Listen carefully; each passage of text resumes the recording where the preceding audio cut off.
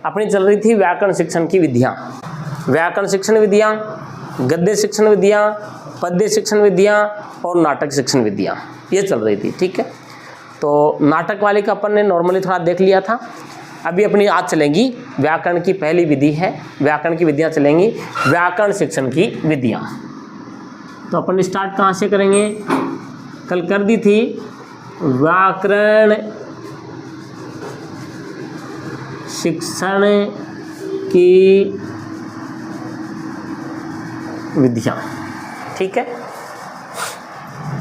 मैंने आपको कल नाम लिखवा दिए थे इनके व्याकरण शिक्षण की विधियों के। पहली शिक्षण विधि कौन सी थी? आगमन शिक्षण विधि। जो विद्यार्थी कल नहीं आए थे वो लिख लीजिए। दूसरी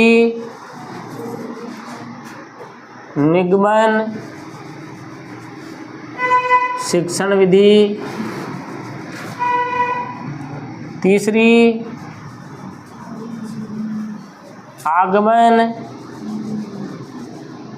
निगमन शिक्षण विधि। चौथी समवाय विधि थी क्या है? कौन सी विधि? तो पूरा बोलो, सूत्र है। अंदर अंदर क्या बोलो? पूरा बोलो। मैं ऐसे बोलने लग गया तो सूत्र विधि, सूत्र विधि, सूत्र विधि, ऐसे सूत्र विधि। पांचवा समवाय विधि, साहचर्य विधि, साथ साथ पढ़ाना। अनौपचारिक विधि, इसको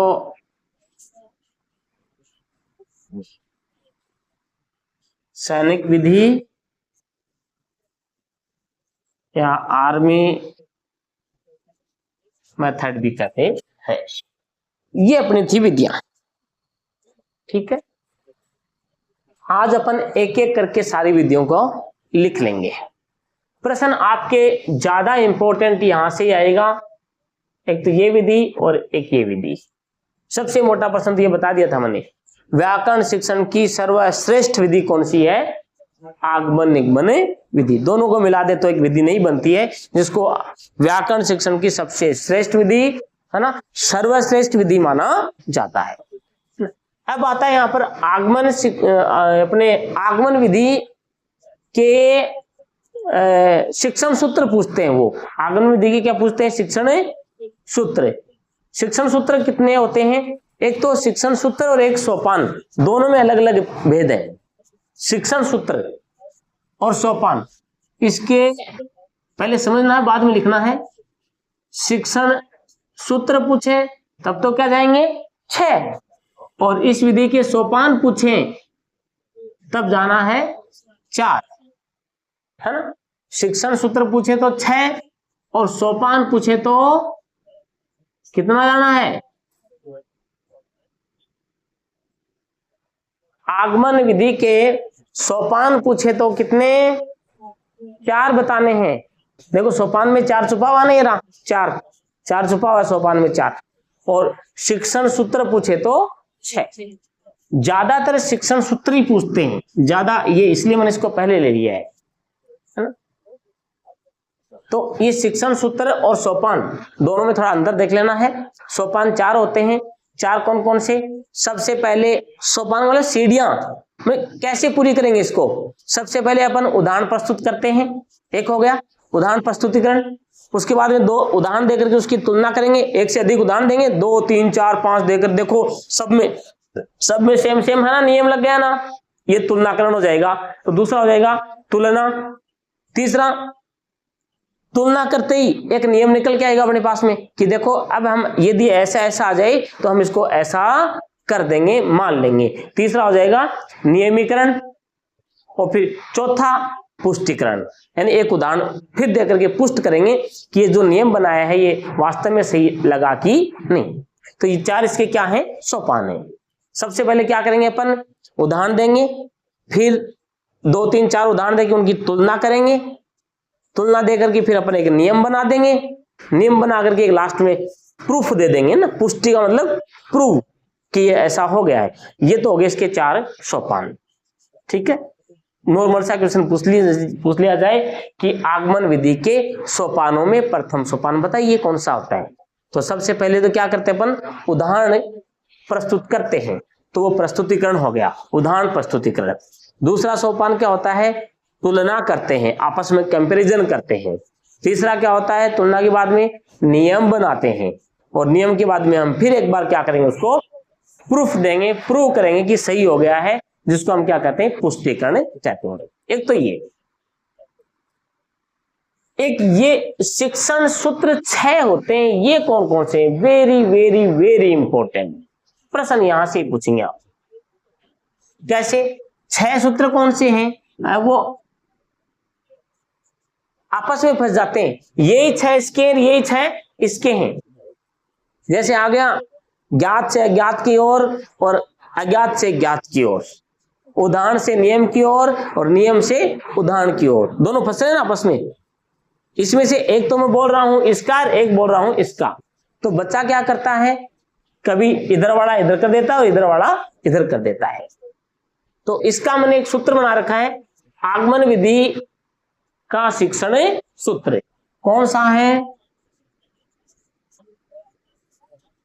उद्गावी प्रस्थ स्थूमु, प्रत स्थूमु, या इष्ट करो तो प्रत स्थूमु, जो भी है ना। अब देखो कितने हो गए, 1 2 3 4 5 और 6 हो गए, 6 सूत्र। अब इसमें ये तो इसका हो जाएगा, और इसका करें ना तो इसको उल्टा कर देना है, इस सूत्र का उल्टा कर देंगे ना तो ये यहां हो जाएगा। इसमें यदि इसका सूत्र पूछे आपको, ये शिक्षण सूत्र, इसका शिक्षण सूत्र पूछे तो आपको क्या करना है, आगमन का उल्टा, आगमन का उल्टा। तो आगमन का उल्टा तो तब करोगे ना तब आपको आगमन वाले आ रहे हो। तो अपन देखियो इसको लिख देंगे 1 2 3 4 5 और 6, यहां से 100% प्रश्न आता है टावरों, है ना। लिखेंगे बाद में, पहले समझेंगे। 1 नंबर में क्या कह रहा है ये, उद का मतलब उदाहरण से नियम की ओर, उदाहरण से क्या हो जाएगा, नियम की और 2 नंबर क्या है, ज्ञात, ज्ञात से बनेगा ज्ञात से अज्ञात की ओर, वी से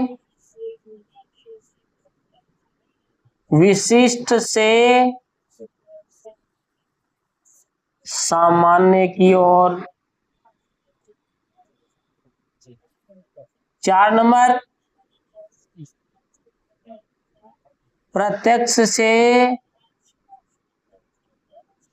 प्रमाण की ओर।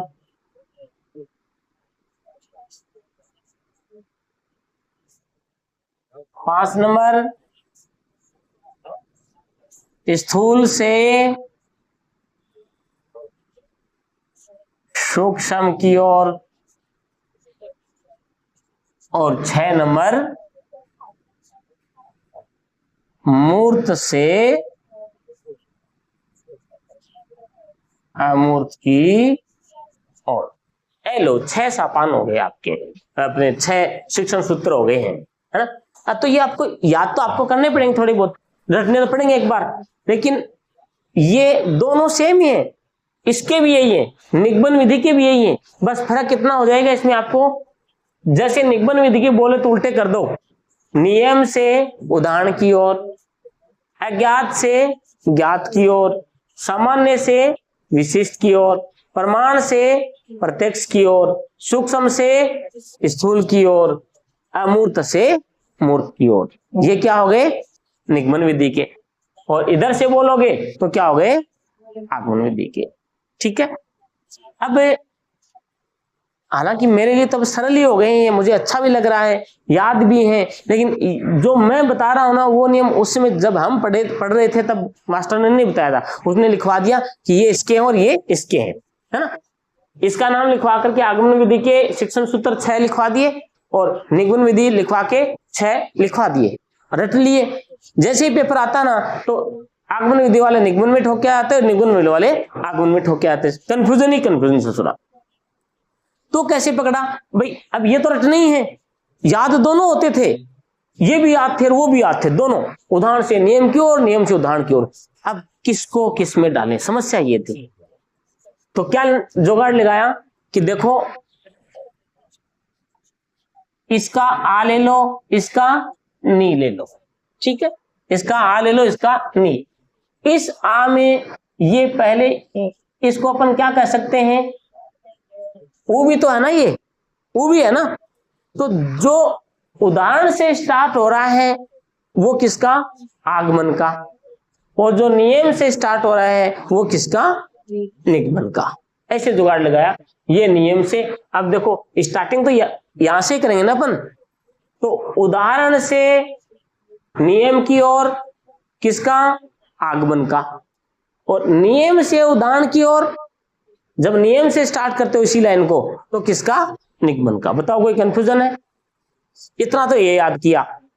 फिर ये आगे वालों का क्या करेंगे? आगे वाला फिर ये सूत्र ही रटना पड़ेगा। आप तो आगमन का याद कर लो, उद्ज्ञावी प्रत स्थू मु, उद्ज्ञावी प्रत स्थू मु। अब इनके ये नाम निकाल दिए, उदाहरण से नियम की ओर, ज्ञात से अज्ञात की ओर, विशिष्ट से सामान्य की ओर, प्रत्यक्ष से प्रमाण की ओर, स्थूल से सूक्ष्म की ओर और मूर्त से अमूर्त की ओर। ये तो हो गया आगमन विधि का। यदि मैं इसको उल्टा बोल दूं, पहले ये नाम ले लूं फिर इधर बोलूं, तो ये क्या हो जाएगा? निगमन विधि का। बस यहां से एक प्रश्न आपके पक्का है। ये तो इसकी अंदर की बात थी। अब इसके बारे में क्या जानेंगे? आगमन शिक्षण विधि की सामान्य जानकारी क्या लेंगे, वो थोड़ा थोड़ा आपको लिखना पड़ेगा, है ना। ये जो विधि है ना आपकी, ये आगमन विधि, ये स्वाभाविक विधि है, ये अस्वाभाविक विधि है ना। और इसका आता है ये उपयुक्त विधि है, ये अनुपयुक्त विधि मानते हैं इसको, ये मनोवैज्ञानिक विधि है, ये अमनोवैज्ञानिक विधि है। तो दोनों के अंतर ये लिख देंगे। तो पहले सबसे पहले 1 नंबर लगाई लिखो। ये कल मैंने इसके बारे में सारा बता दिया था, कल बालचंद आया नहीं, तो भी नहीं आई है ना। हाँ देखो 1 नंबर लगा के, आगमन शिक्षण विधि, आगमन शिक्षण विधि। अब थोड़ी डिटेल से लिखेंगे ना। सबसे पहले तो लिखो इसका प्रतिपादक कौन था, ये प्रश्न पूछ सकते हैं। प्रतिपादक, इसके प्रतिपादक कौन थे? शाबाश। देखो आगमन का प्रतिपादक ऐसे स्टार्ट हो जाएगा, अरस्तु, ठीक है। आगमन का प्रतिपादक है अरस्तु।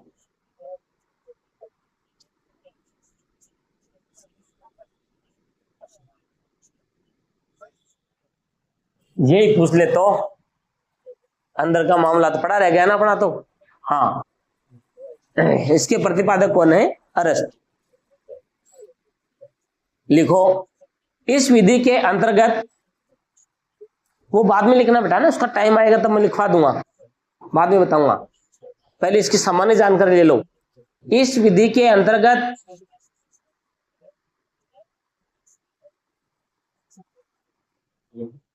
सर्वप्रथम, इस विधि के अंतर्गत सर्वप्रथम छात्रों के सामने कुछ विशेष उदाहरण प्रस्तुत किए जाते हैं, कुछ विशेष उदाहरण प्रस्तुत किए जाते हैं।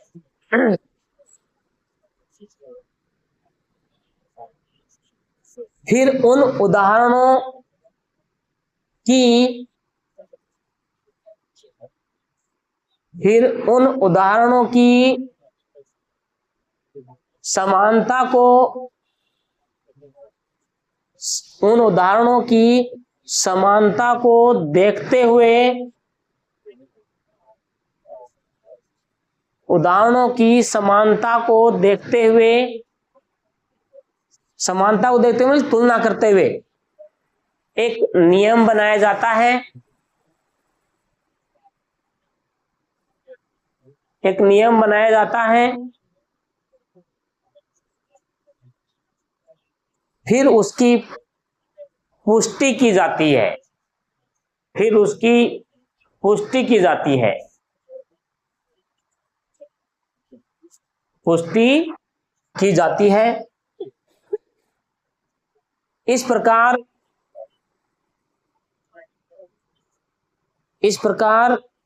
इस विधि के 4 सोपान हो गए। इस प्रकार इस विधि के 4 सोपान हो गए।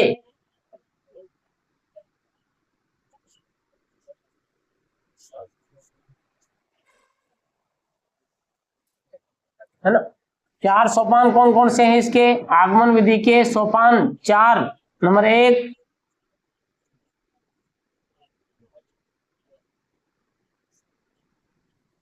उदाहरण प्रस्तुतिकरण। नंबर 2,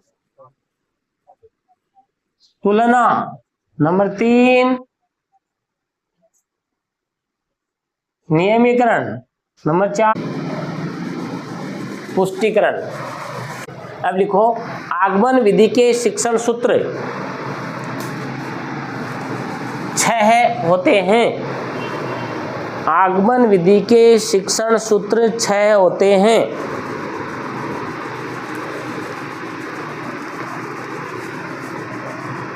आगमन विधि के शिक्षण सूत्र 6 होते हैं। और फिर ये सूत्र लिख दो, उद्ज्ञावी प्रतस्थूमु। उद्ज्ञावी प्रतस्थूमु, ये शॉर्ट ट्रिक है, TRIC के ट्रिक। उद्ज्ञावी प्रतस्थूमु। उद्ज्ञावी प्रतस्थूमु, इसको एक पर्ची में लिख लेना है और याद कर लेना है, या मोबाइल में फोटो ले लेना है। उद्ज्ञावी प्रतस्थूमु, और ये 6 के 6 लिख दो नीचे। उदाहरण से नियम की ओर, ज्ञात से अज्ञात की ओर, लिख दो ये फटाफट। विशिष्ट से सामान्य की ओर, प्रत्यक्ष से प्रमाण की ओर, स्थूल से सूक्ष्म की ओर, मूर्त से अमूर्त की ओर। लिखो। अब लिखो, इस विधि के ये 6 लिखने के बाद में लिखो, विशेष तथ्य। विशेष तथ्य, या हम इसको गुण भी कह सकते हैं। आगमन विधि के गुण। गुण और दोष भी पूछते हैं कई बार, है ना? आगमन विधि के गुण, पहले गुण लिखेंगे अपन।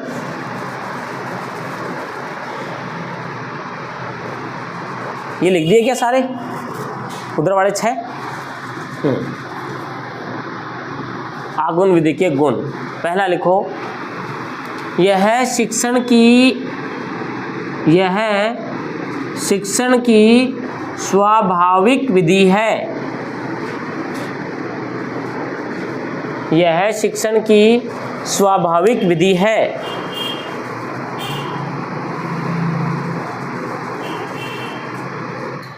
आपसे पूछे कि शिक्षण की, व्याकरण शिक्षण की स्वाभाविक विधि कौन सी है? आगमन। और अस्वाभाविक विधि निगमन, है ना? यह शिक्षण की स्वाभाविक विधि है।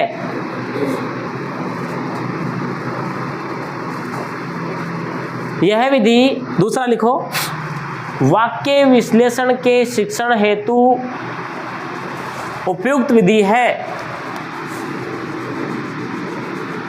वाक्य विश्लेषण के शिक्षण हेतु, वाक्य विश्लेषण के शिक्षण हेतु उपयुक्त विधि है, उपयुक्त विधि है।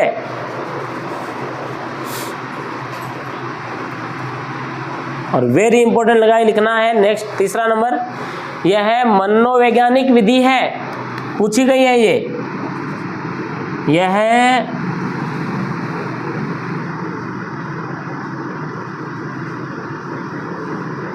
मनोवैज्ञानिक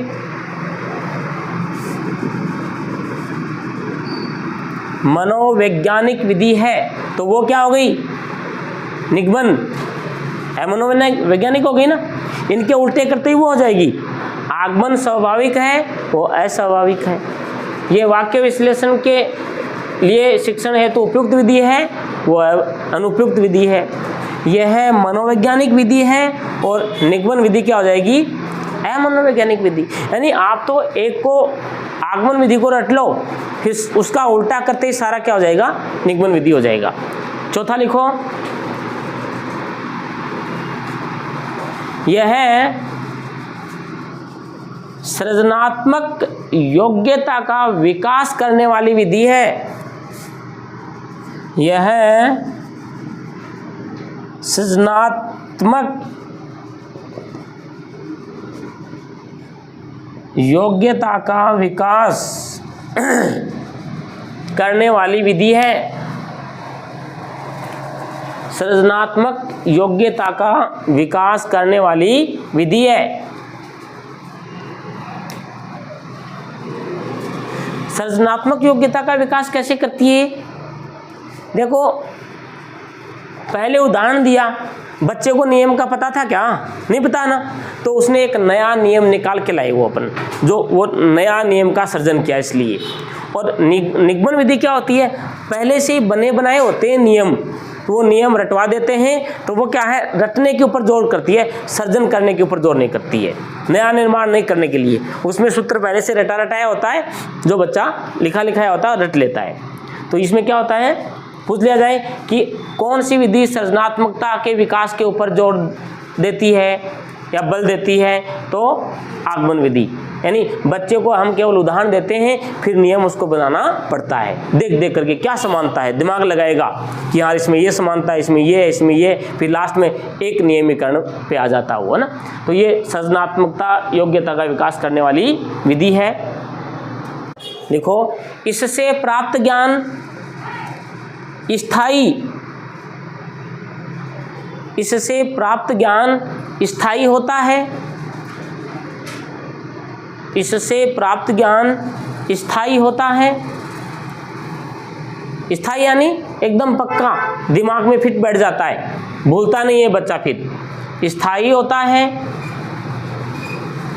अगला लिखो, इस विधि से तर्क चिंतन का विकास होता है। इस विधि से तर्क चिंतन,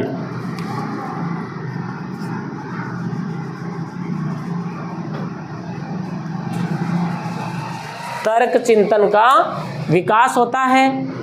आगे लिखेंगे, छोटी कक्षाओं के लिए वेरी वेरी इंपॉर्टेंट ये नाम आता है।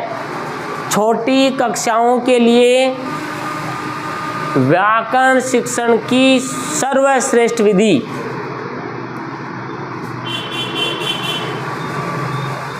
छोटी कक्षाओं के लिए व्याकरण शिक्षण की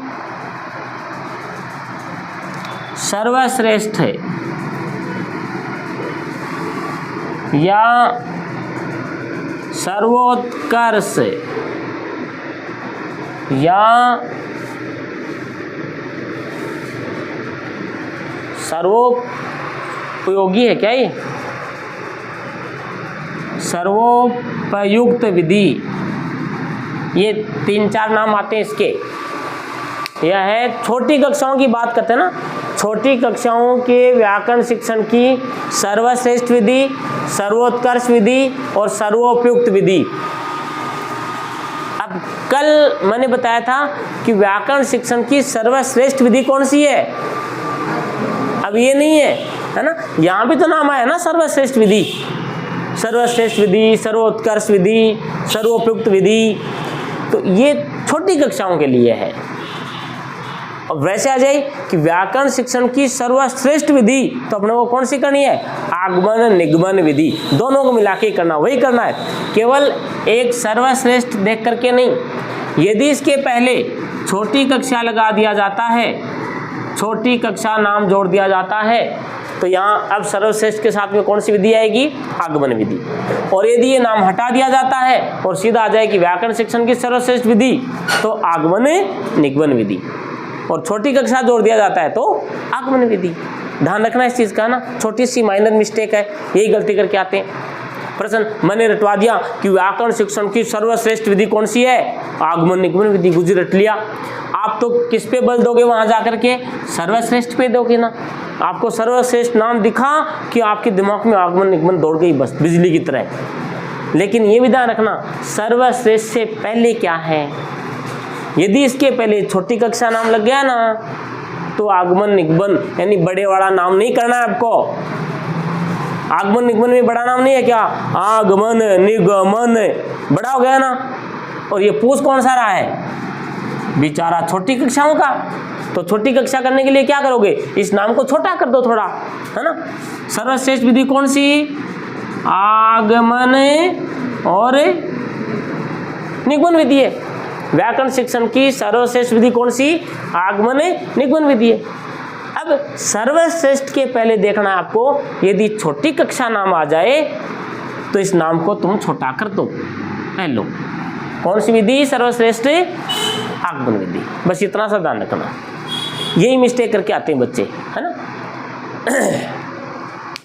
ये क्या है, छोटी कक्षाओं के लिए व्याकरण शिक्षण की सर्वोत्कृष्ट विधि है, सर्वश्रेष्ठ विधि है।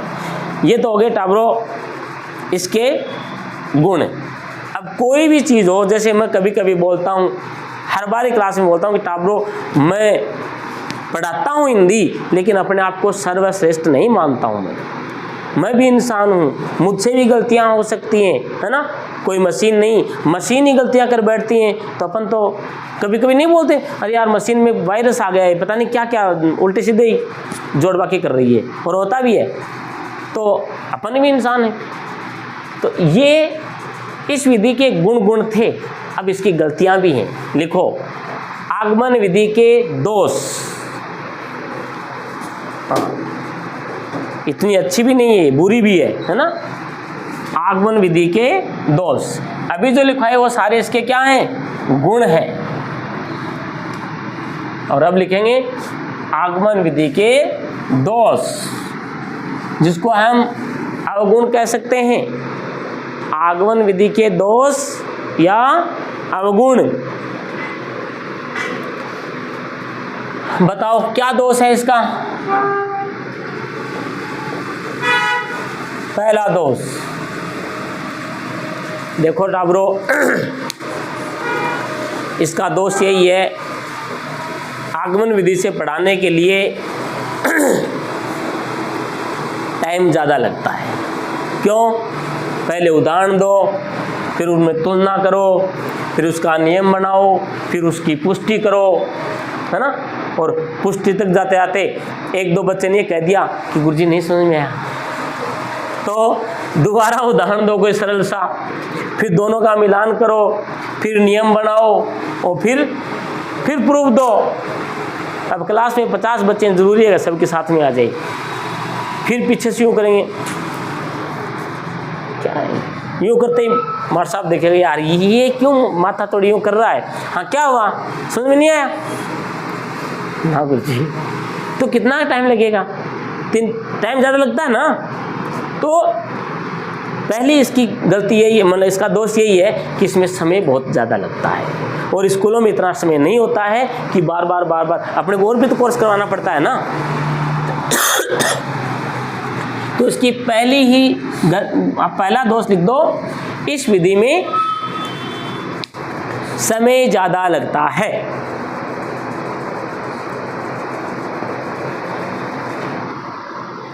इस विधि में समय ज्यादा लगता है। टाइम खा गया ना 3-4 बार पूछ के वो, और नहीं खाया तो भी, एक तो यही देखो आया मैं फटाफट और एक नियम बना के लाया सीधा सीधा, बस कि जैसे व्याकरण पढ़ा रहा हूँ मैं संधि लेके आ गया, मान लीजिए संधि आ गया मन में, है ना, और मुझे स्वर संधि पढ़ानी है, और मैंने सीधा सीधा लिखाया कि स्वर धन से पहले और धन के बाद में, प्लस के पहले प्लस के बाद में यदि स्वर आता है ना, और उसमें विकार होने के बाद एक नया स्वर बनता है तो वो क्या है, स्वर संधि कहलाती है। अब बच्चा कैसे नहीं पूछेगा सर ये स्वर क्यों बनेगा, कैसे बनेगा, वो बात की बात है, लेकिन बस स्वर बनेगा और उसको स्वर संधि कहनी है, नियम लिखवा दिया तो बच्चे को रटना ही है जक मार के कि हाँ यार ये तो नियम में आ गया। कई बार कई बार बोल देते हैं ऐसा कैसे हुआ, ये सूत्र है।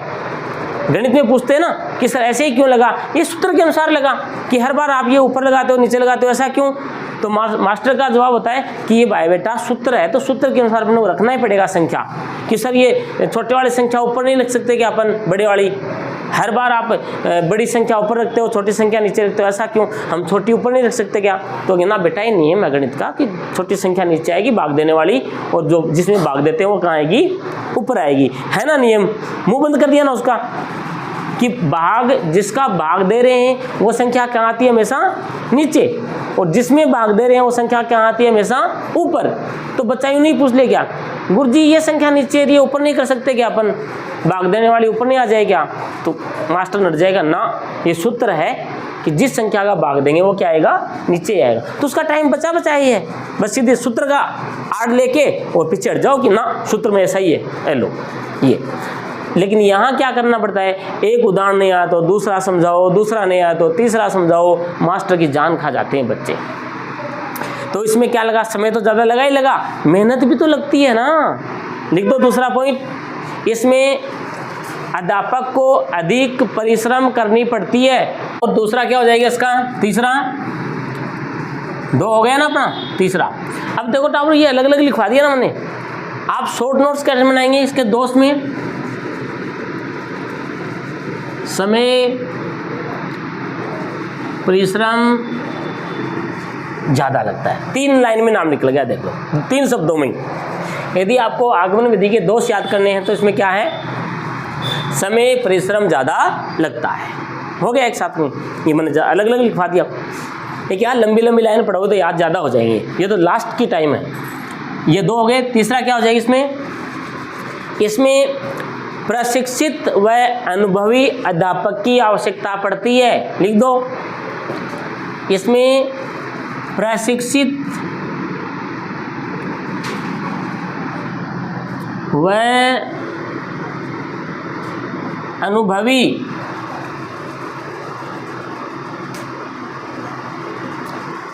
अध्यापक की आवश्यकता रहती है। को आप भी छोटी कक्षा से बड़ी कक्षा में एसटीसी तक पढ़ के आए हो,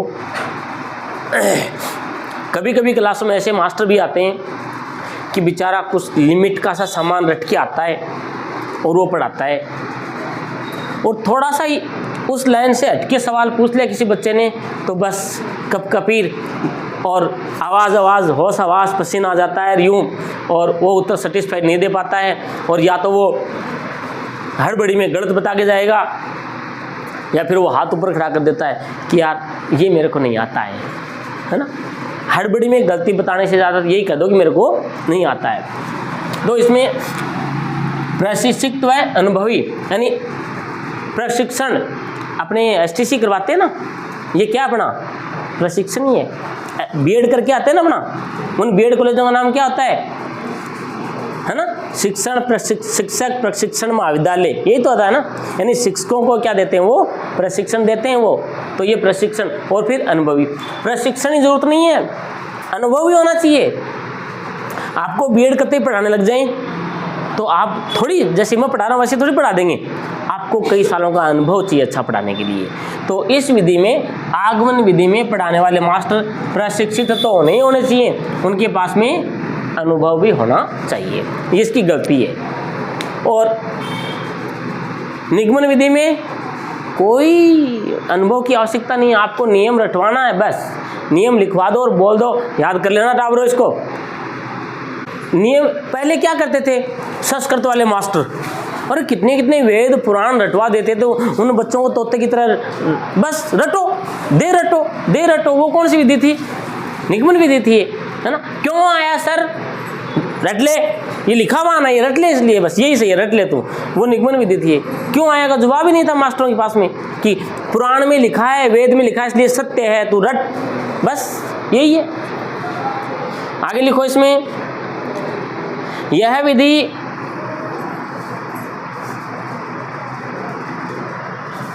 उच्च स्तर पर, उच्च, यह विधि उच्च स्तर पर व्याकरण शिक्षण के लिए उपयोगी नहीं है। ये लिखेंगे अगला बिंदु, इस विधि से पाठ्यक्रम समय पर पूर्ण नहीं होता है।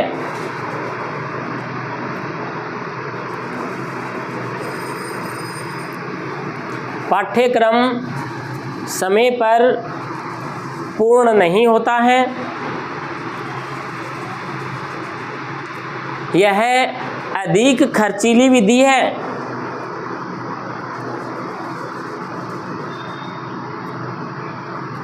यह अधिक खर्चीली विधि है।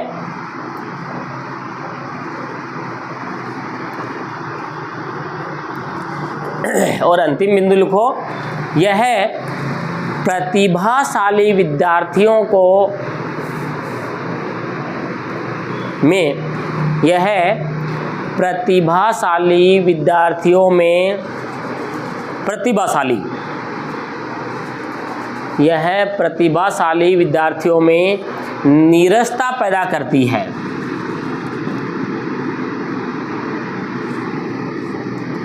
नीरसता पैदा करती है।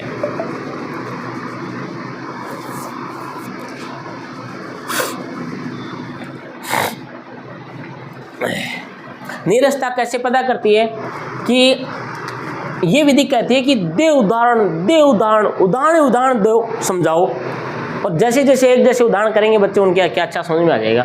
अब कोई इंटेलिजेंट बच्चा होता है ना, उसको तो 1 2 3 4 1 तक समझ में आ जाता है कि हाँ गुरुजी आ गया, आगे बढ़ जाओ। लेकिन जो तो कमज़ोर बच्चे होते हैं उसके नहीं आता है। तो कमज़ोर बच्चों को साथ लेने के लिए यहाँ 10 12 15 20 उदाहरण बताते हैं ना, तब तक नीरस जो इंटेलिजेंट बच्चे होते हैं वो नींद निकालने लग जाते हैं कि वाह गुरुजी आप इनको पढ़ाओ, हम थोड़ा सो लेते हैं, है ना। यानी उसमें नीरसता पैदा आ जाती है। तो ये इसके क्या थे, दोष थे। आगमन विधि के दोष क्या हैं? इसमें समय अधिक लगता है, परिश्रम अधिक लगता है, अध्यापक अनुभवी या प्रशिक्षित चाहिए इसके लिए, वो नहीं मिलते अपने पास में। इसमें कोर्स पूरा समय पर नहीं हो पाता है। ये बच्चों में नीरसता, इंटेलिजेंट बच्चों में नीरसता लेके आती है ना। तो ये सब चीज़ें थोड़ा सा ध्यान रखना है। ये ऊंचे स्तर पे ही काम में आती है, निम्न स्तर, ये ऊंचे स्तर पे काम नहीं कर पाती है, छोटे बच्चों को पढ़ाने के काम में आती है। ये लाइन कई बार पूछी गई है। उच्च स्तर पर व्याकरण शिक्षण की विधि कौन सी है? निगमन। और निम्न स्तर पर आगमन। 1 से 5वीं तक मानो छोटे स्तर की माने तो आगमन, और बड़े जैसे 10वीं है, 11वीं 12वीं कॉलेज में जाए तो क्या हो जाएगा? निगमन। क्योंकि उनको नियम बता दो, बच्चा अपना आप ही नियम रट के सीख लेगा ऐसे करके। अब लिखो निगमन विधि, 2 नंबर लगाई, लिख दो निगमन विधि।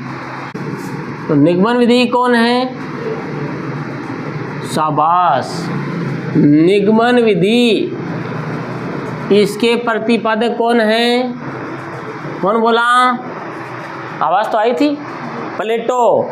हाँ, निगमन विधि के प्रतिपादक कौन है? प्लेटो। आगमन के अरस्तु और निगमन के प्लेटो।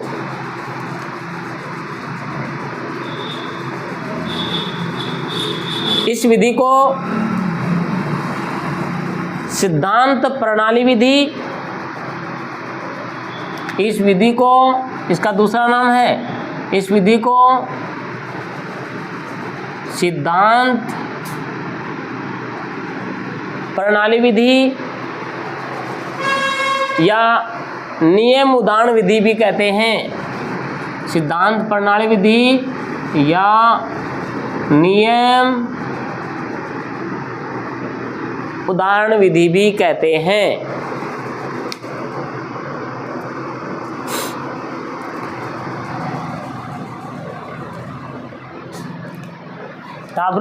ये जो सिद्धांत होता है ना, इसी का मतलब क्या होता है? नियम होता है। नहीं बोलते उस आदमी के सिद्धांत बड़े कठोर हैं भाई, सिद्धांत यानी नियम। तो ये निगमन विधि है, इसको नियम उदाहरण विधि भी कहते हैं, क्योंकि पहले नियम दिए जाते हैं बाद में उदाहरण दिए जाते हैं, या फिर यूँ कह सकते हैं इसको सिद्धांत प्रणाली विधि भी कहते हैं। अब लिखो नीचे, इस विधि के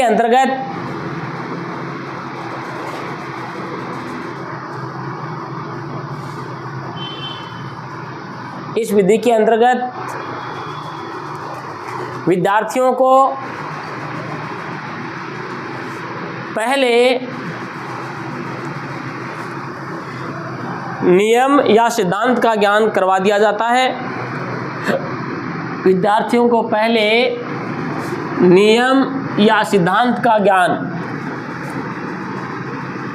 नियम या सिद्धांत का ज्ञान करवा दिया जाता है। इसके बाद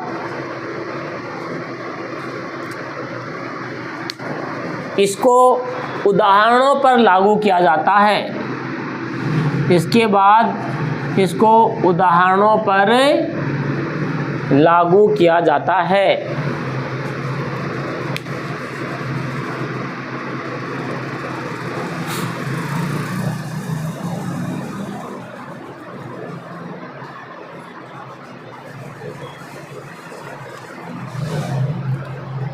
लिखो, इस विधि के भी 4 सोपान होते हैं। इस विधि के भी 4 सोपान होते हैं।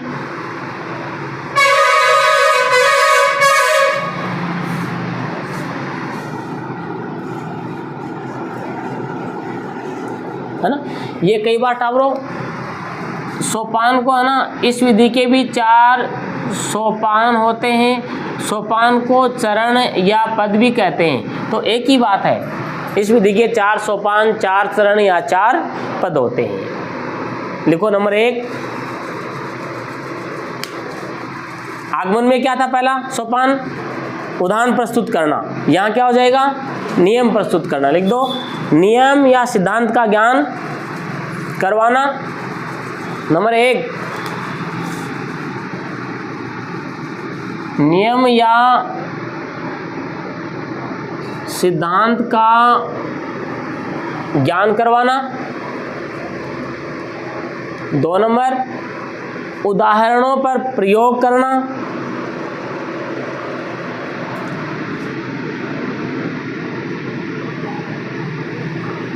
उदाहरणों पर प्रयोग करना। नंबर 3, तुलना या नियमीकरण।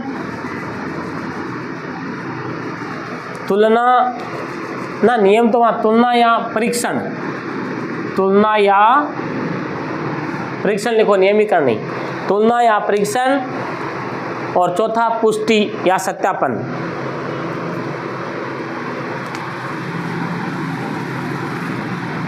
पुष्टि या सत्यापन, ये दोनों में सेम है।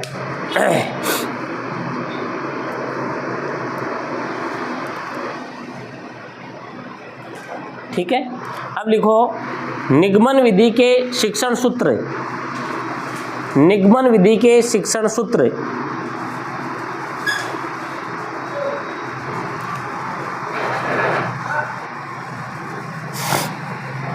निगमन विधि के शिक्षण सूत्र 6 होते हैं।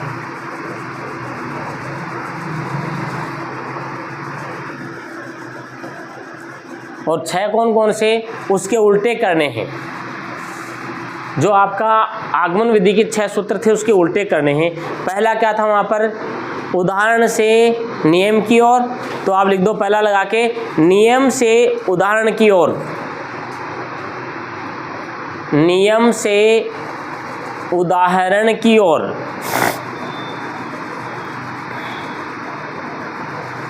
दूसरा क्या था, ज्ञात से अज्ञात की ओर था ना, तो आप उसका उल्टा कर दो, अज्ञात से ज्ञात की ओर,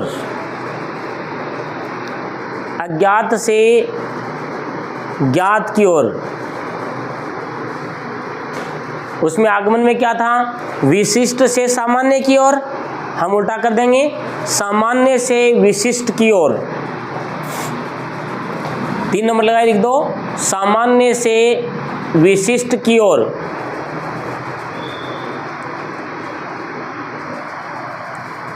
चार नंबर क्या था, उधर आगमन में प्रत्यक्ष से प्रमाण की ओर, तो इसका उल्टा कर दो, प्रमाण से प्रत्यक्ष की ओर।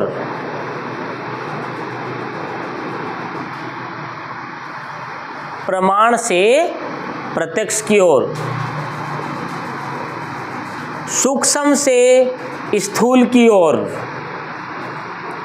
सूक्ष्म से स्थूल की ओर, ये सूक्ष्म, सूक्ष्म से स्थूल की ओर। और वहां क्या था, आगमन में स्थूल से सूक्ष्म की ओर था, और यहां क्या हो गया, सूक्ष्म से स्थूल की ओर।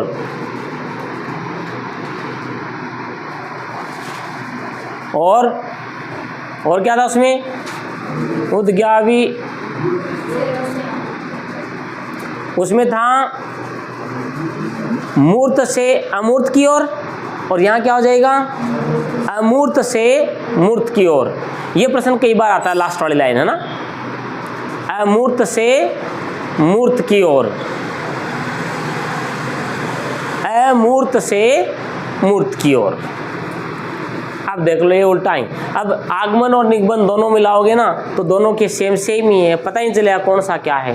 तो हमने तो एक सूत्र रट के रखो, उद्गावी प्रत्य स्थू मु, ये पहले पहले आएंगे, वो तो है आगमन, और इसका उल्टा करते क्या हो जाएगा, निगमन। अब लिखो विशेष तथ्य।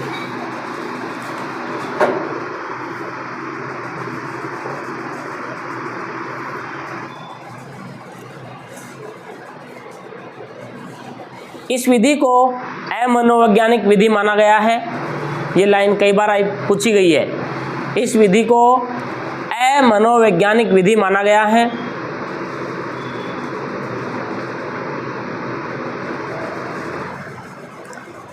अमनोवैज्ञानिक विधि माना गया है।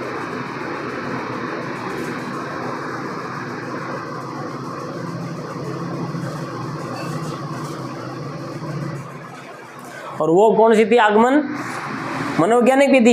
ये लाइन बहुत बार पूछते हैं, आगमन मनोवैज्ञानिक है और निगमन अमनोवैज्ञानिक है। अब लिखो निगमन विधि के गुण, निगमन विधि के गुण।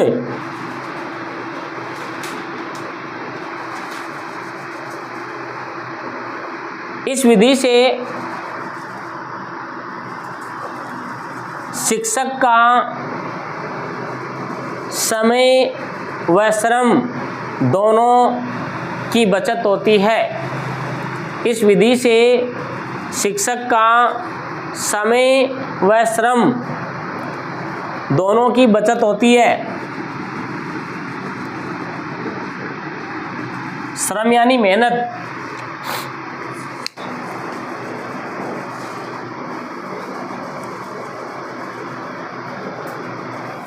इस विधि में ज़्यादा अनुभवी अध्यापकों की आवश्यकता नहीं होती है। ज़्यादा अनुभवी अध्यापकों की आवश्यकता नहीं होती है।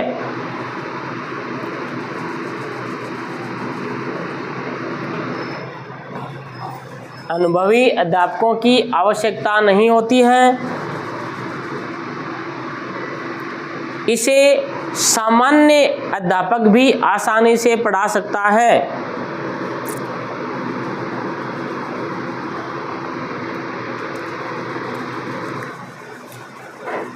इससे, इसे नहीं करना है, इससे सामान्य अध्यापक भी आसानी से पढ़ा सकता है। इससे सामान्य अध्यापक भी आसानी से पढ़ा सकता है। यह उच्च स्तर के लिए उपयोगी विधि है। उच्च स्तर के लिए उपयोगी विधि है।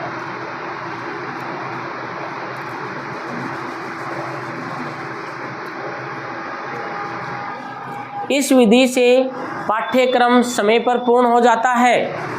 ये इसकी अच्छाई है।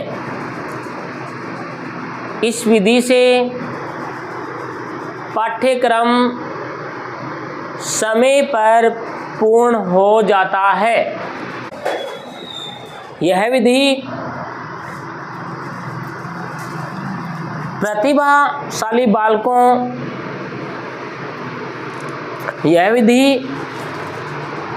प्रतिभाशाली बालकों को रुचिकर लगती है।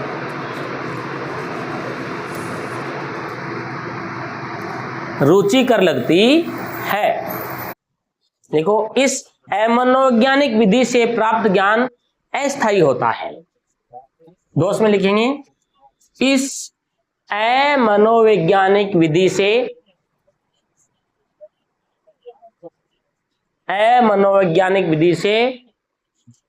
प्राप्त ज्ञान अस्थायी होता है।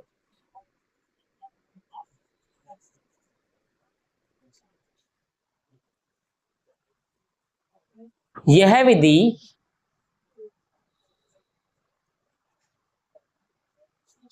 छोटे बालकों के लिए उपयुक्त नहीं है। यह विधि छोटे बालकों के लिए उपयुक्त नहीं है।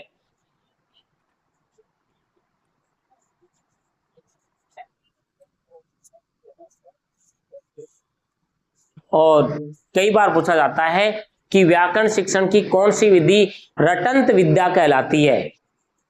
रटंत विधि निगमन विधि है ना। रटने पर दबाव कौन सी विधि डालती है? निगमन विधि। लिख दो, यह विधि विद्यार्थियों के अंदर रटने की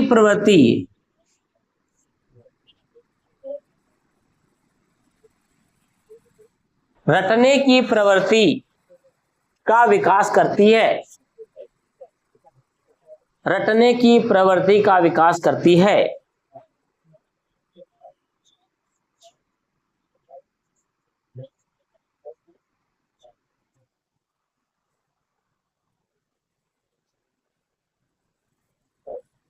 अब लिखो आगमन निगमन विधि।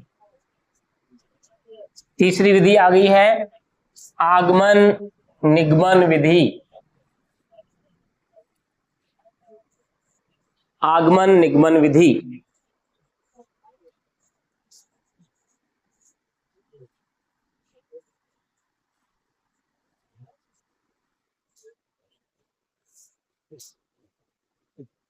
आगमन निगमन विधि ये कोई अलग से कोई नई विधि नहीं है, बालको दिख ही रही है आपको, है ना। इसमें जब कोई अध्यापक है ना आगमन और निगमन को एक साथ जोड़ के पढ़ाता है तो ये विधि कौन सी कहलाती है? आगमन निगमन विधि कहलाएगी। लिख दो, जब कोई अध्यापक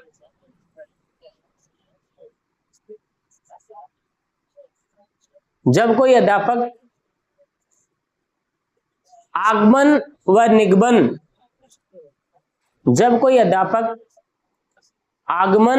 निगमन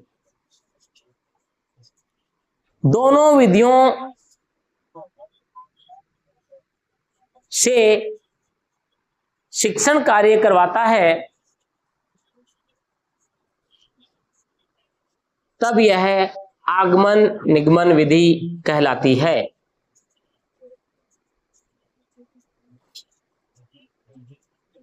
और वेरी वेरी इंपॉर्टेंट लगा के लिखना, वीवीआईपी करके। आगमन निगमन विधि, आगमन निगमन विधि व्याकरण शिक्षण की सर्वश्रेष्ठ विधि मानी जाती है।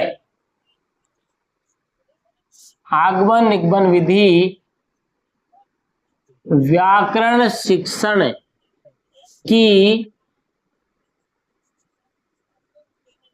सर्वश्रेष्ठ विधि मानी जाती है।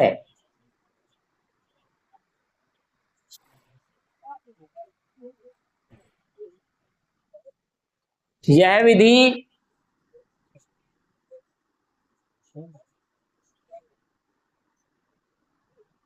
दोष रहित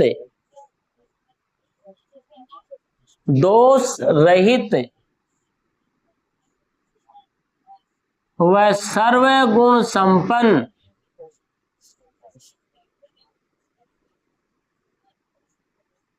विधि मानी जाती है। ताबरो आगमन निगमन विधि में कोई दोष नहीं है, गुण ही गुण है। हाँ, तो गलती से कोई ठोक के मत आ जाना। ये पूछे कि निम्न में से आगमन निगमन विधि का दोष बताइए और 3 दे करके इसमें से कोई नहीं दे दे, तो आप तो सोचोगे ना कोई दोष तो होना ही चाहिए, है ना। तो जबरदस्ती का एक आधा ठोक क्या हो गया आप, नहीं है इसमें, है ना। जैसे है ही सर्वश्रेष्ठ विधि, ये दोष रहित है और सर्वगुण संपन्न विधि है, ये सारे ही गुण है इसके अंदर, ठीक है ना। लिखो नेक्स्ट आगे, बस इसीलिए सरल है, ये हो गई खत्म, मामला ही खत्म इसका, है ना। 4 नंबर का ही लिखो, सूत्र विधि। अब छोटी छोटी विधियां ही हैं, विधि तो 2 ही ज्यादा बड़ी है, वो आगमन निगमन। लिखो सूत्र विधि, जब संपूर्ण व्याकरण को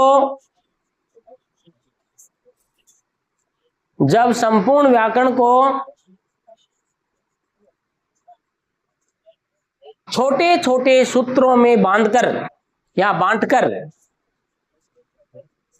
जब संपूर्ण व्याकरण को छोटे छोटे सूत्रों में बांटकर शिक्षण कार्य करवाया जाता है, शिक्षण कार्य करवाया जाता है, तो वह विधि सूत्र विधि कहलाती है।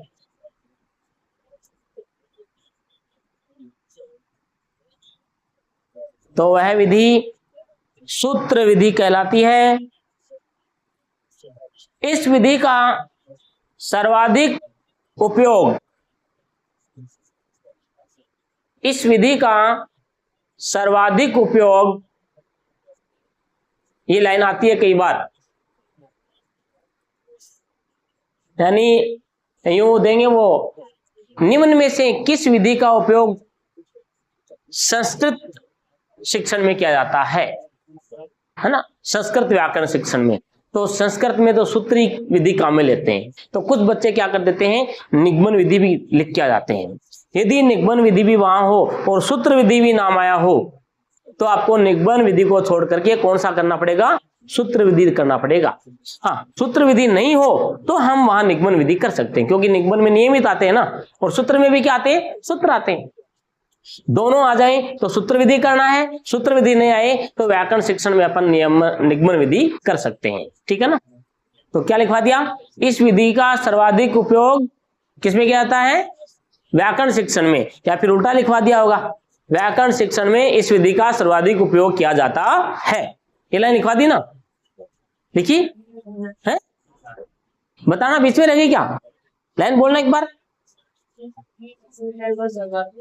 हाँ लिख दो। तो इस विधि का सर्वाधिक उपयोग व्याकरण संस्कृत व्याकरण शिक्षण में किया जाता है, संस्कृत व्याकरण शिक्षण में किया जाता है। हाँ, इसी से तो अपन वहां भटके थे, भाई प्रश्न यू आएगा, संस्कृत व्याकरण शिक्षण में सर्वाधिक उपयुक्त विधि कौन सी है? आगमन विधि, निगमन विधि, सूत्र विधि, समवाय विधि। तो क्या करके आएंगे? सूत्र विधि करके आएंगे, ध्यान रखना। आगे लिखो,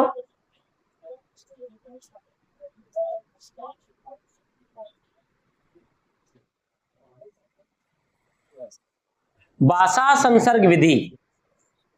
भाषा संसर्ग विधि, पांचवी विधि आ गई है। भाषा संसर्ग विधि, भाषा संसर्ग विधि।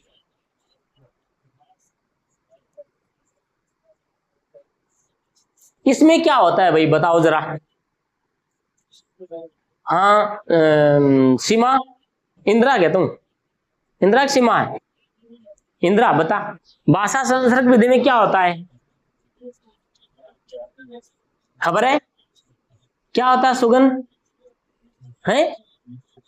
कल इसीलिए तो मैंने एक दिन खोटा किया था ना कि मोटी मोटी बात तो एक एक लाइन तो याद होनी चाहिए। बसंती क्या होता है इसमें?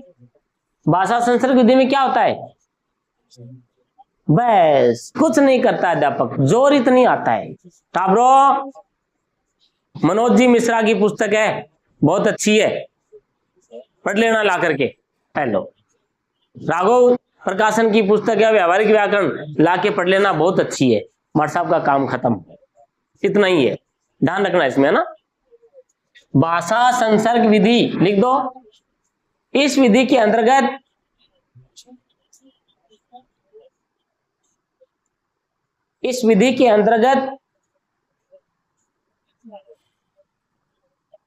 अध्यापक स्वयं विद्यार्थियों को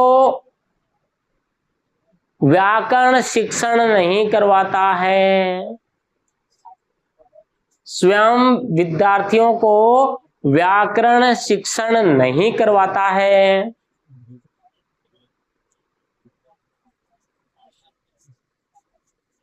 अध्यापक विद्यार्थियों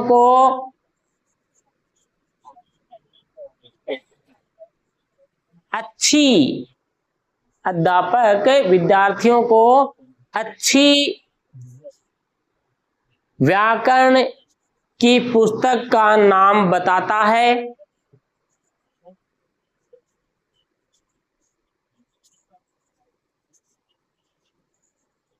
अच्छी व्याकरण की पुस्तक का नाम बताता है तथा विद्यार्थी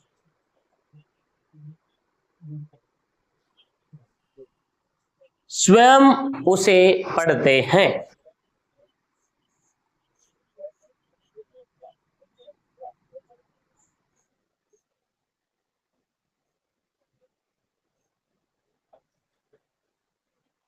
अब इसकी एक कमी भी है भाई, भाषा संसर्ग विधि की कमी है। क्या है? क्योंकि मार साहब ने तो आपको क्या दे दी, किताब दे दी, बता दी ले ये पढ़ लेना। अब तुम पढ़ रहे हो, जहां तक आपको समझ में आया वहां तक आपका सैद्धांतिक ज्ञान तो बढ़ा, है ना। यानी सैद्धांतिक यानी नियमों का, सैद्धांतिक होता है ना, सैद्धांतिक ज्ञान तो बढ़ जाता आपका। लेकिन अपवाद की स्थिति आने पर, अपवाद मतलब जहां आपके समझ में नहीं आएगा वहां पर तुरंत प्रतिपुष्टि नहीं मिलती है, ये इसकी कमी है। लिखो, इस विधि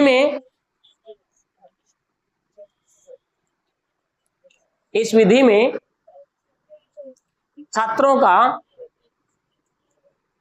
सैद्धांतिक ज्ञान तो बढ़ता है, छात्रों का सैद्धांतिक ज्ञान तो बढ़ता है,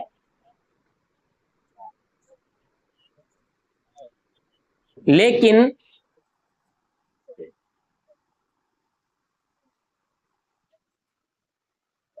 अपवाद या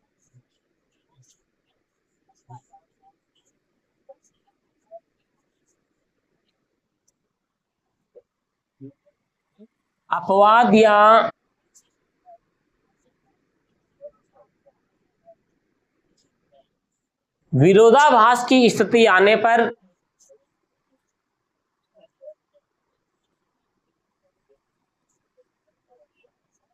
तुरंत प्रतिपुष्टि नहीं मिलती है, तुरंत प्रतिपुष्टि नहीं मिलती है।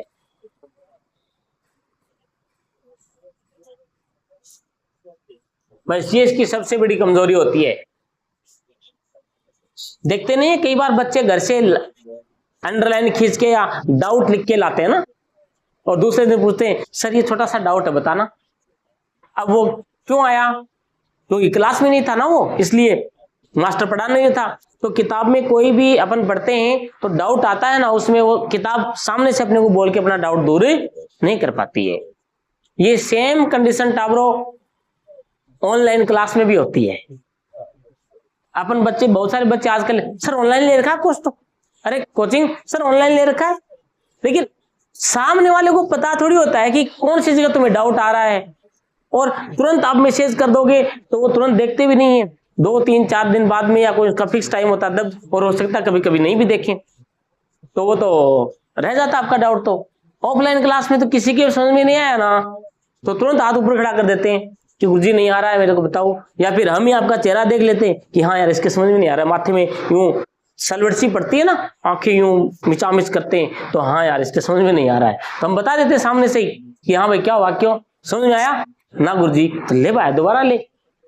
ये तो इसकी एक ये कमी है भाषा संसर्ग की विधि वाली कि मार साहब के तो मजे हैं, बता देंगे भाई वो किताब ले आना पढ़ लेना बहुत अच्छी है, लेकिन डाउट्स दूर इसमें तुरंत नहीं हो पाते, इसकी कमी है।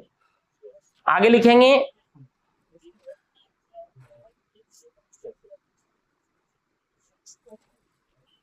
समवाय विधि या शास्त्रीय विधि 6,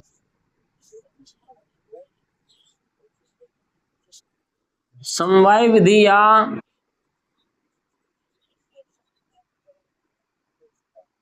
साहचर्य विधि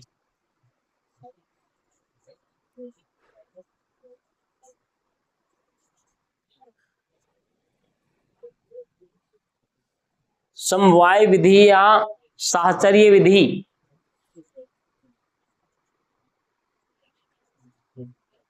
समवाय और साहचर्य का मतलब होता है साथ साथ।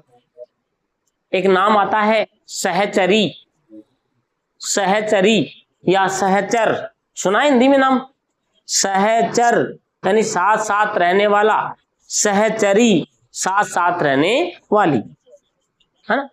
पति के लिए पत्नी क्या है, सहचरी, और पत्नी के लिए पति क्या है, सहचर, है ना। तो ये सहचरी और सहचर क्या होते हैं, साथ साथ। तो अब यहां देख लो समवाय या साहचर्य प्रत्यय लग गया तो यहाँ ए का आ हो गया सहचर का, तो इसका मतलब आप समझ लेना कि ये साथ साथ में पढ़ा देते हैं। इसमें क्या होता है, अध्यापक अलग से व्याकरण नहीं पढ़ाता है, वह गद्य या पद्य पढ़ाते समय बीच में यदि कोई व्याकरण का बात आ गई, कोई शब्द आ गया तो उसके नियमों के बारे में समझाते हुए और आगे बढ़ जाता है। इसी विधि को क्या कहते हैं, साहचर्य विधि कहते हैं। लिख दो, इस विधि के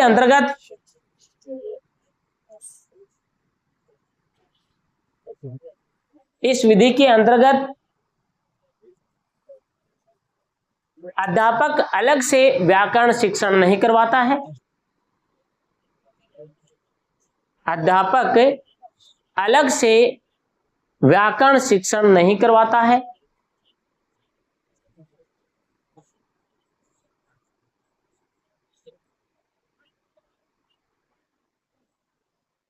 गद्य पद्य शिक्षण के साथ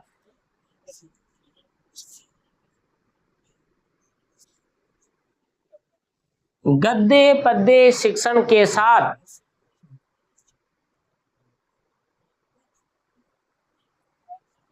बीच बीच में व्याकरण से संबंधित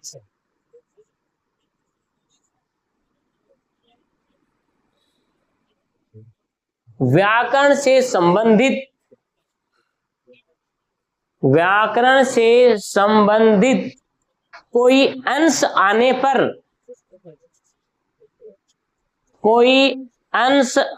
पर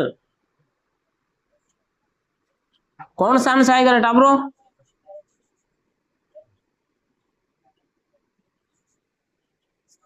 ये अंश लिखूं या ये अंश लिखूं?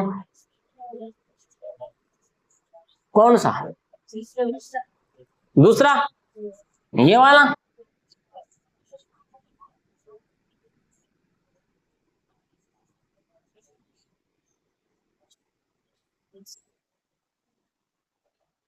लो भाई, ये वाला लिखूं दूसरे वाला? तो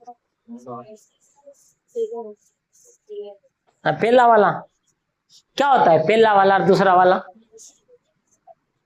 सही बताओ मुझे।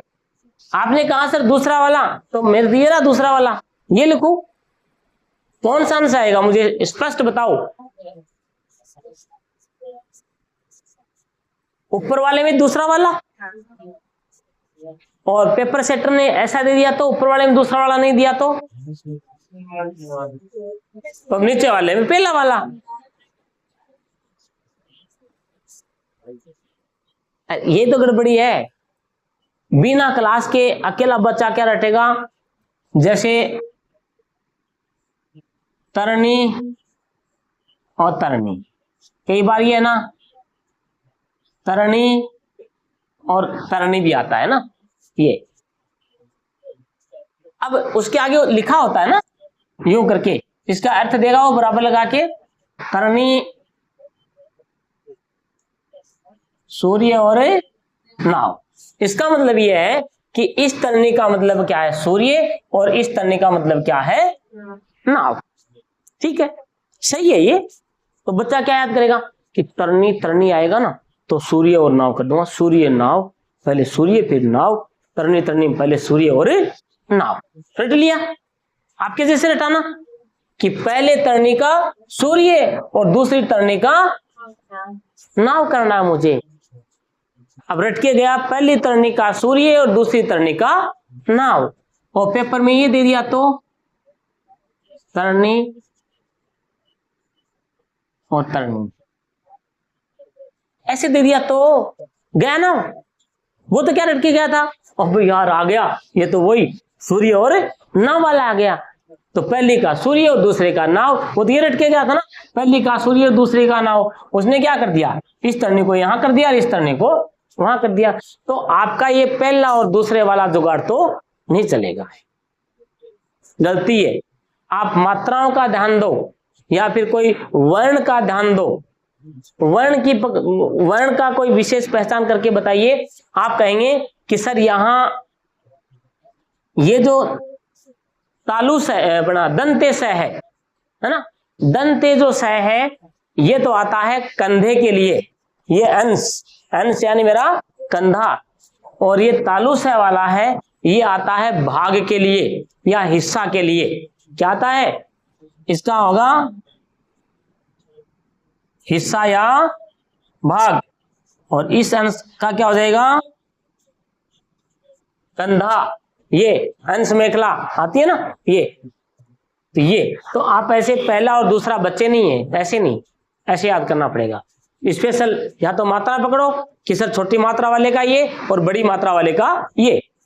अब मात्रा नहीं है यहाँ पर तो फिर सह का अंतर है कि सर तालु सह वाले का कंधा, सॉरी इसका दंत्य सह वाले का कंधा और तालु सह वाले का हिस्सा या भाग, हिस्सा या भाग।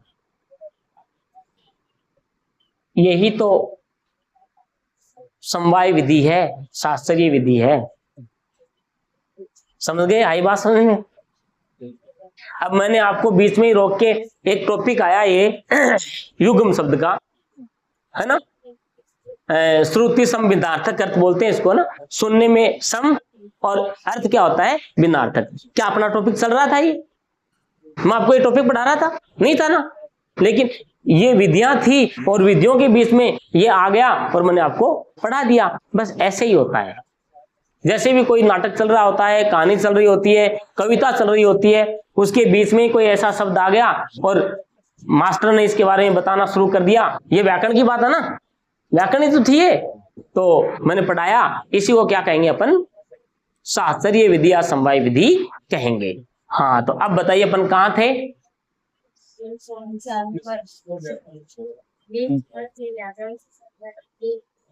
अंश आने पर, ये अंश था ना, तो अंश कौन सा लिखेंगे?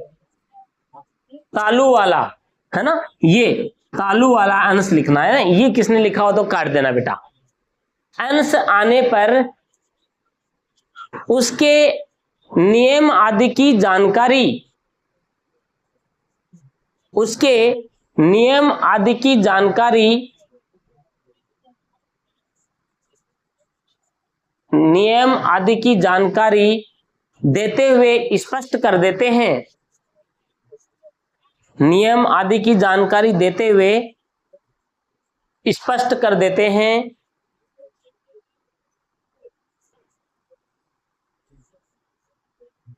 तो वह विधि समवाय विधि या शास्त्रीय विधि कहलाती है।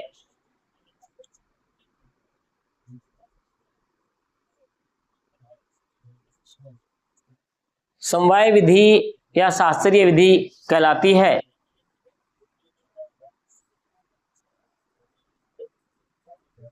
इस विधि को लंबीय समवाय भी कहते हैं। इस विधि को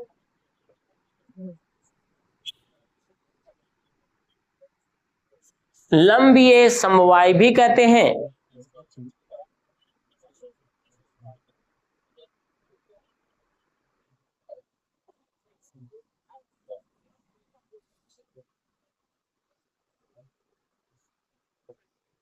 अब लिख दो इसके दोष।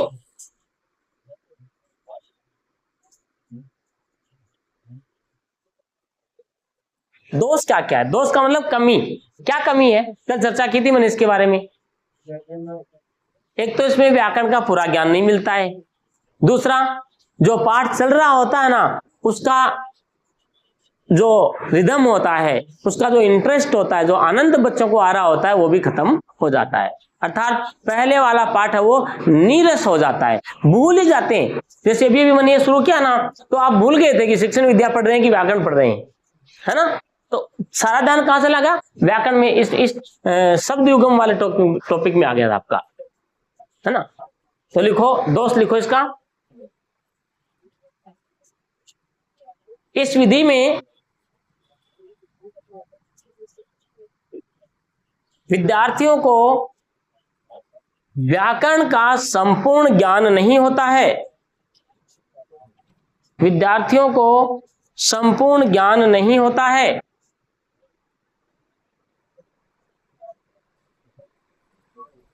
तथा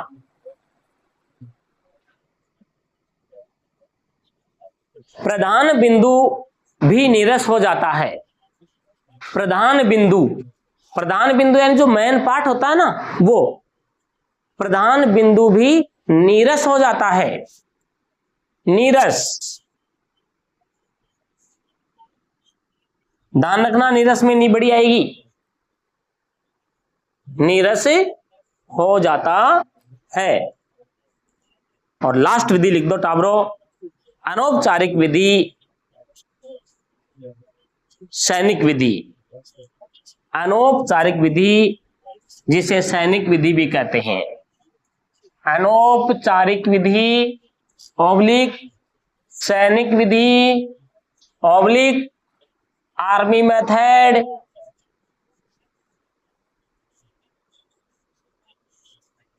ऑब्लिक सेना विधि,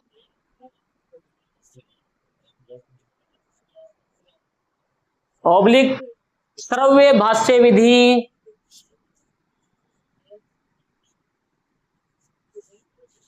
सर्वे भाष्य विधि, यानी सुनेंगे और फिर बोलेंगे हम। मेन नाम इसका क्या है?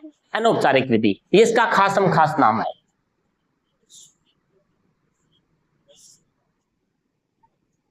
अनौपचारिक विधि, या फिर ज्यादा करके इसको सैनिक विधि और आर्मी मेथड भी इंग्लिश में आता कई बार। ये तीन नाम ज्यादा आते हैं, ठीक है। लिखो, इस विधि में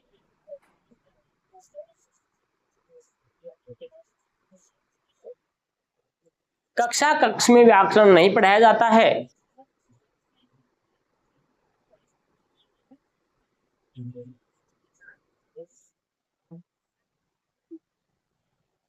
कक्षा कक्ष में व्याकरण नहीं पढ़ाया जाता है। एक प्रश्न यहां से भी सिंपली बना लेते हैं, है ना, कि किस विधि में कक्षा कक्ष में व्याकरण का अध्यापन कार्य नहीं करवाया जाता है? किसमें? अनौपचारिक विधि में, सैनिक विधि में। सैनिक विधि, अब ऐसे आइडियोलॉजी बता रहा हूं, वास्तव में ऐसा है नहीं कि कक्षा में सैनिक क्या करेंगे, कक्षा में तो छात्र मिलेंगे ना पढ़ने वाले, लेकिन फिर भी मिलते हैं। सैनिकों की कक्षा नहीं होती है क्या? भाई आर्मी में जाएंगे तो उनको पढ़ाएंगे बंदूक कैसे साफ करते हैं, कैसे चलाते हैं, कैसे गोली डालते हैं, वो उनकी कक्षा होगी। लेकिन अभी जो आप है, आप सैनिक नहीं, आप एक छात्र अध्यापक हैं। तो आप ये कल्पना कर सकते हैं कि सैनिक विधि तो आर्मी में जाएंगे वहां होगी, यहां नहीं। तो सैनिक विधि में कक्षाएं नहीं ली जाती हैं, कक्षा में पढ़ाया नहीं जाता व्याकरण। तो क्या करेंगे फिर? जैसे आप में से बोला कि गुरुजी अंग्रेजी व्याकरण सीखनी है, मुझे अंग्रेजी नहीं आती है ना, मुझे अंग्रेजी सीखनी है गुरुजी। तो क्या करेंगे? आपको ऐसे जगह ले जाके छोड़ देंगे जहां सारे ही बच्चे बड़े बूढ़े अंग्रेजी बोल रहे हो। तो 2 4 5 दिन तो सुनने रहोगे आप। फिर सीख के छोटा सा बच्चा बोलेगा mummy I want to take milk. तो यार ये छोटा सा थोड़ा बोल रहा है, मैं भी बोल सकता हूँ, है ना। तो आप ज्यादा नहीं बोलोगे तो ये तो बोल सकते हो मिल्क, तो सीखा है कि नाम मिल्क, है ना। तो जैसा माहौल देखेंगे वैसा क्या है वो सीख जाएगा। तो इसमें क्या होता है, कक्षा कक्ष में शिक्षण कार्य नहीं करवाया जाता है व्याकरण का। जिस विद्यार्थी को जो व्याकरण सीखनी होती है उसको उस व्याकरण, उस भाषा के बोलने वाले लोगों के बीच में जाके छोड़ दिया जाता है कि ले हमर धन थे की और हिक, तो वो हमर के हिकी जायम है। लिखो इस क्या हो गया, कक्षा कक्ष में शिक्षण कार्य नहीं करवाया जाता है, बल्कि छात्र को जिस भाषा को सीखना होता है, बल्कि छात्र को जिस भाषा को, या यूं कह सकते हैं जिस व्याकरण को, है ना, जिस भाषा को या जिस व्याकरण को सीखना होता है उसे उस भाषा के बोलने वाले, उस भाषा के बोलने वाले लोगों के बीच छोड़ दिया जाता है।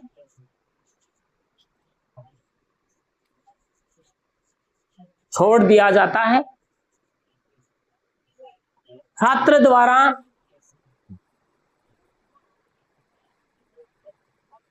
उन लोगों, छात्र द्वारा उन लोगों द्वारा बोली जाने वाली, उन लोगों द्वारा बोली जाने वाली भाषा को सुनकर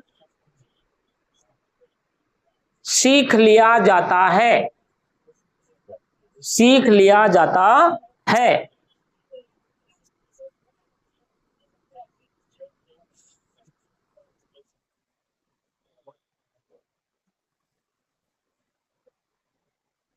ना, इसलिए इसे सुनो और सीखो विधि भी कहते हैं। सुनो और सीखो विधि भी कहते हैं।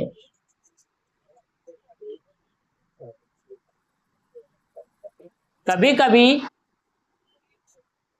टेप रिकॉर्डर से भी इसे सिखाया जा सकता है। कभी कभी टेप रिकॉर्डर आता ना, अपने पहले आती थी ना टेप, देखो टाबरो, वो कैसेट आती थी, उसमें खटका दबा के वो बाहर आता था एक छोटा सा डिब्बा, उसमें वो कैसेट डालते फिर चालू करते सुनते, वो टेप रिकॉर्डर होता है। टेप रिकॉर्डर से भी सिखाया जा सकता है या सीखते हैं, जो भी है। अब आपने देखा होगा इसका ये नाम क्यों पड़ा, ये औपचारिक विधि तो समझ में आ गया, अनौपचारिक तो कि गुरुजी समाज के बीच में रह करके, जनता के बीच में रह करके सीखते हैं, इसलिए इसको क्या कर दिया, अनौपचारिक विधि कह दिया व्याकरण शिक्षण की। लेकिन ये सैनिक विधि और आर्मी मेथड इसका नाम क्यों पड़ा? देखो जब दूसरा विश्व युद्ध हो रहा था, दूसरा विश्व युद्ध, तो अमेरिका के कुछ सैनिक थे जो दूसरे देशों में गए थे लड़ाई लड़ने के लिए। अब वहां उनको हमारे लोगों की भाषा ही नहीं रही थी, तो क्या किया, वहां के विद्वान थे ब्लूमफील्ड, पेंज, ब्रॉन्ज, सपीर, ये चार सैनिक थे। तो वहां ये सैनिक है ना दूसरे लोगों से सुन करके इन्होंने क्या कर लिया, वो भाषा क्या कर ली, सीख ली। तो इसलिए इसको क्या करने लगे, सैनिक विधि कहने लगे। लिखो, दूसरे विश्व युद्ध के दौरान, दूसरे विश्व युद्ध के दौरान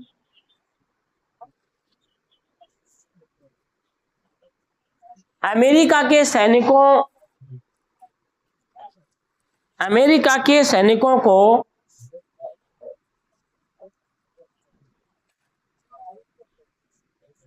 दूसरे देशों में जाना पड़ गया।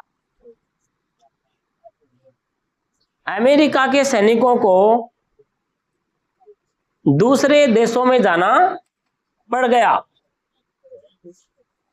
तो अमेरिका के चार विद्वान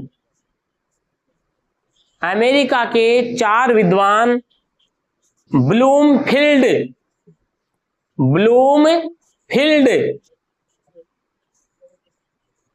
देखो टावरो, जब भी आप है ना मैदान में जाओ ना दौड़ने के लिए, खेलने के लिए, गेम देखने के लिए, तो आपको एक अमेरिका का विद्वान याद आना चाहिए। कौन सा?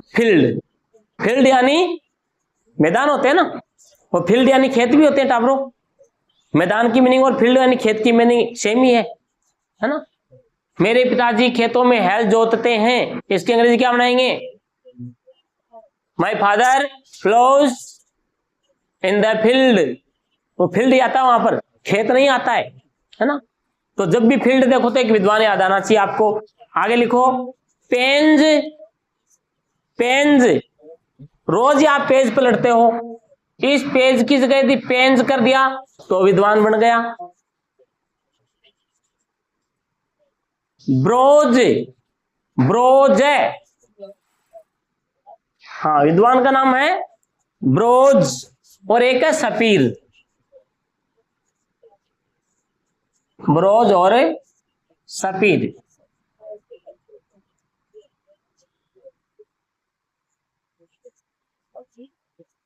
के द्वारा, सपीर के द्वारा वहां के सैनिकों को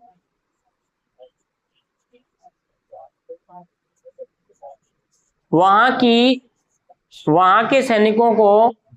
की अन्य भाषा सिखाने के लिए इस विधि का प्रयोग किया गया था।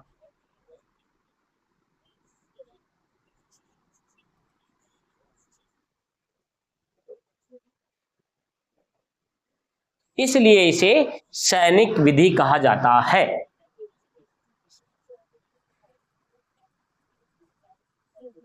सिखाने के लिए अन्य भाषा सिखाने के लिए इस विधि का प्रयोग किया गया था।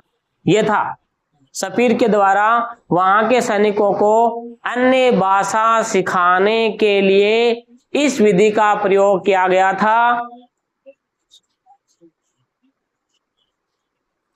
इसलिए इसे सैनिक विधि पुकारा जाता है। तो टावरों में चाहता तो इसको यूं ही बता सकता था, बस अमेरिका के सैनिकों द्वारा गांव में भाषा सुन के सीखी गई थी, इसलिए इसको सैनिक विधि कहा जाता है। लेकिन कभी कभी क्या है, ससुरे इनका नाम पूछ लेते हैं इन विद्वानों का। चार विद्वान है ना, एक वो कौन सा रह गया आपका, फील्ड, क्या, हाँ फील्ड, पेंज, ब्रॉन्ज और सपीर। देखो फील्ड में कोई जाएगा खेलेगा तो वो है ना उसका नाम अखबार के पेजों पे आएगा और मेडल के साथ में छपेगा, है ना। कोई भी आदमी फील्ड में जाएगा ना तो गेम खेलेगा, गेम खेलेगा तो वो जीतेगा, मेडल वगैरह ब्रॉन्ज गोल्ड वगैरह, तो ब्रॉन्ज ही सही है, एक बार तो गोल्ड तो रहने दो, है ना।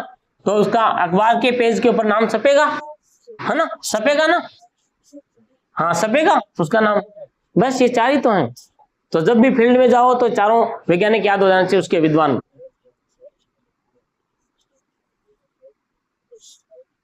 एक नीचे लिखो, ये क्या है, ASTP, ये कौन सी विधि है, नहीं मत लिखना, ASTP ये यही विधि है। देखो आर्मी, ए से क्या बनेगा,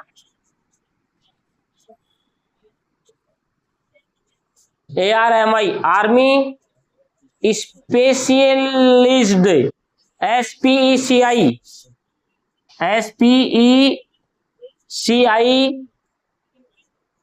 ALISED, ALISED, training TRANING,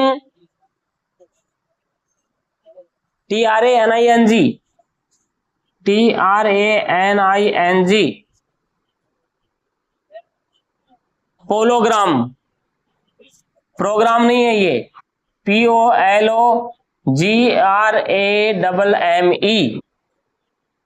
GRAME है क्या टावरो, मुझे डबल एम कैसे लग रहा प्रोग्राम में, PROGRAME है क्या, लगा देख लेना। हालांकि इतना आपके लेवल का तो नहीं है, लेकिन फिर भी कभी कभी यदि आपको इस विधि का पूरा नाम पूछे ना, तो बच्चा यहां आके मार खाएगा, यहां प्रोग्राम नहीं है पोलोग्राम है ना, पी से प्रोग्राम ही बनता है लगभग लगभग।